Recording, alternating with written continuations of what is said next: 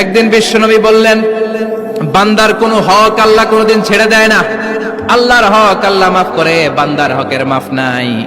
যদিও আমি নবী, আমার উপর যদি কোনো হক থাকে বলো, আমি দিয়ে দেব।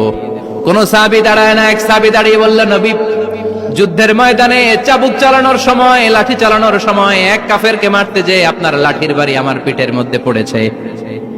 আপনি যেহেতু এই কিসাসটা আদায় করতে চান, আপনার পিঠে আমি লাঠির বাড়ি মেরে এটারে শোধবোধ করে দিতে চাই। সাইয়েদনা ওমরে ফারুক হাতের জামা এরকম পড়তে শুরু করছে, আয় এদিকে আয়, তোরে শোধবোধ করাই। বললেন, ওমর রাখো, এটা বান্দার হক, মিটাতে দাও। বিশ্বনবী বললেন, আসো, তুমি এসে আমার পিঠে লাঠি দিয়ে চাবুক দিয়ে বাড়ি মারো। সাহাবী বলে, ও নবী, তখন দুর্ভিক্ষের সময়ের যুদ্ধ ছিল, আমাদের গায়ে জামা ছিল না। যখন আপনি আমার চাবুকটা পিঠের মধ্যে মেরেছেন, আমার পিঠে তখন জামা ছিল না। আপনি যদি যথা নিয়মে কিসাসটা আদায় করতে চান, আপনার জামাটা খুলেন, খালি পিঠের মধ্যে বাড়িটা মারিস। এবার ওমরে ফারুককে ধরে কে?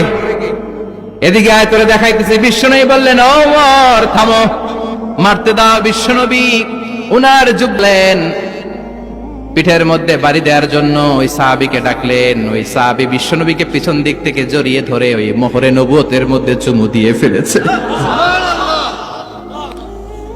সাহাবী বললেন, নবী গো, এই নাটক করার জন্য আপনি আমারে মাফ করে দিয়েন।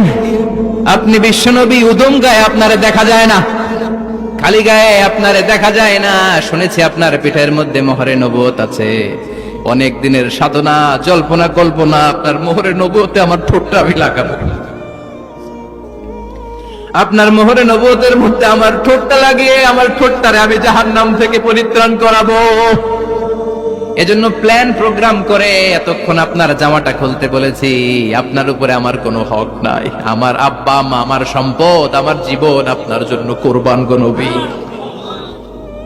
বিশ্বনবীর পিঠে বাম দিকে খাতামুন নবুওয়া ছিল, মাহরে নবুওয়া। কোন বর্ণনা এসেছে উনি এই মাহরে নবুওয়া দিয়ে পিছন দিকে দেখতেন।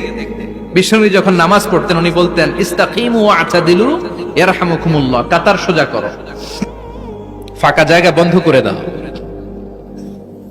কারণ আমি সামনে যেমনি দেখি পেছনেও তেমনি দেখি। অনেকে বলেন বিশ্বনবীর পেছনে দেখতেন এই মাহরে নবুয়তের জায়গাটা দিয়ে। এটা ছিল বিশ্বনবীর behind CC camera, behind close circuit camera. আল্লাহু আকবার। বিশ্বনবী ছাড়া কোন নবীর পিঠে এরকম মাহরে নবুয়া ছিল নাকি? কথা বলেন। এজন্য ওই নবীরে গালি দিলে সহ্য হয়? কথা বলেন, সহ্য হয়?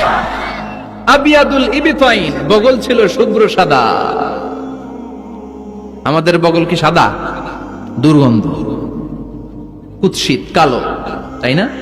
বিশ্বনবীরটা কালো? কথা কন, শুভ্র সাদা। আমরা দোয়া করি এভাবে। বিশ্বনবী মাঝে মাঝে দোয়া করতে করতে বৃষ্টির জন্য যখন দোয়া চাইতেন, আরাফার ময়দানে যখন দোয়া চাইতেন, দোয়া করতে করতে হাতটারে উপরের দিকে করতেন। সবাই এরকম হাত তোলেন, সবাই হাত তোলেন। বিশ্বনবী মাঝে মাঝে আবেগের চোটে এইখান থেকে হাতটা এই জায়গায় নিয়ে যেতেন। সুবহানাল্লাহ। বিশ্বনবী যখন হাত আবেগের চোটে উপরের দিকে উঠাতেন, বিশ্বনবীর বগল দেখা যেত। সাহাবারা বলতেন, হাত্তা ইউরা বায়াদু ইবতাইহি, এই সুযোগে আমরা দেখতাম উনার বগলটা ধবধবে সাদা, কোনো দাগ ছিল না। মুস্তাওয়াল জাবিন, প্রশস্ত ললাট ছিল। আসাম্মুল আনফ, খাড়া নাক ছিল। বিশ্বনবীর নাক কিন্তু বোচা ছিল না। এরকম চ্যাপটা নাকরে আপনারা কোম্পানিগঞ্জে কি বলেন? চাকমা? কি নাক? হ্যাঁ, বুসা। নাক বুসা বা বোচা। বিশ্বনবীর নাক এই চাকমা স্টাইলে নাক ছিল না, খাড়া ছিল, খাড়া নাক ছিল। সুবহানাল্লাহ পড়ো। মুফাল্লিজুল আসনান, দাঁতগুলো ছিল পরিপাটি। বিশ্বনবীর দাঁতের দিকে তাকালে, বিশ্বনবীর হাসির দিকে তাকালে মনে হতো হাসিতে যেন মুখ